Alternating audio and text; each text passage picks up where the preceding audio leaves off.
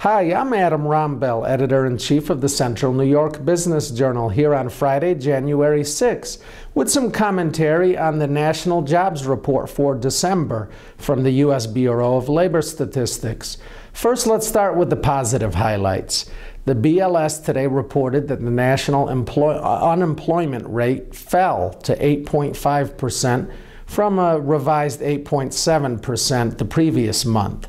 The BLS also said that U.S. employers added 200,000 jobs to their payrolls in December, and 212,000 jobs were added at private sector employers.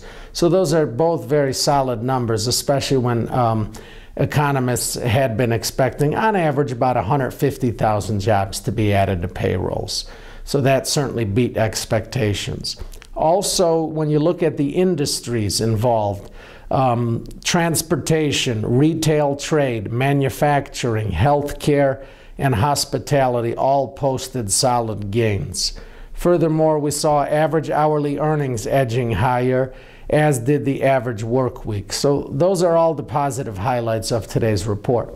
However, there were some things that you need to keep an eye on, some negatives. Once again, for the second straight month, we saw the labor force actually shrink. The labor force decreased by 50,000 people in December, and this came after November's fall of 120,000. So people are dropping out of the labor force, and that's a concerning sign. Some people say it's because you've got lifestyle factors at play, people taking early retirements or going back for more schooling. Other people say it's a sign that people are discouraged with the economy and discouraged with the job market, and they simply give up looking for work. And when they do that, they are not counted in the unemployment rate. So you've got a pattern where even though the unemployment rate is falling, you don't really have a great job market because the size of the labor force is decreasing. And those are fewer people that can contribute to the economy and fewer people that have paychecks and are paying taxes. And as a result of the declining labor force, the labor force participation rate actually stayed the same at 64.0%, which is, we're talking 30-year lows here.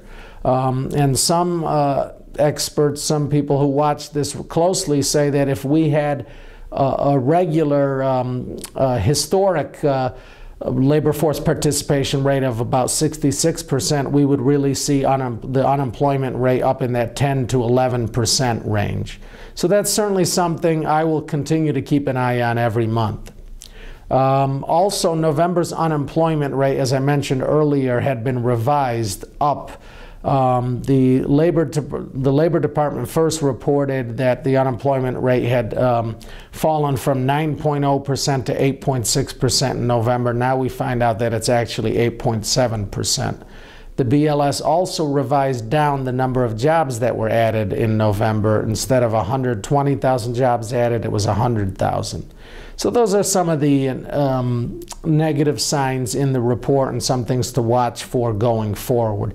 But all in all, it's hard to argue with today's report being a net positive for the economy, especially when we've had such a long, tepid recovery, economic recovery and jobs recovery. Anytime you get the payroll growth above 200,000 and you get another solid decline in the unemployment rate, and you get such broad growth across a number of industries, adding jobs, those are positive signs, and they come after we had a batch of economic reports that were positive and better than expected, be it construction spending, manufacturing, etc. So we'll continue to watch this, and we'll have to see if this is a sustained economic and sustained jobs recovery, or whether we again have a reversion where we've got a few good months and then again the economy slows down. So that's something we'll be watching closely. Thank you very much. Again, I'm Adam Rombel, editor of the Central New York Business Journal.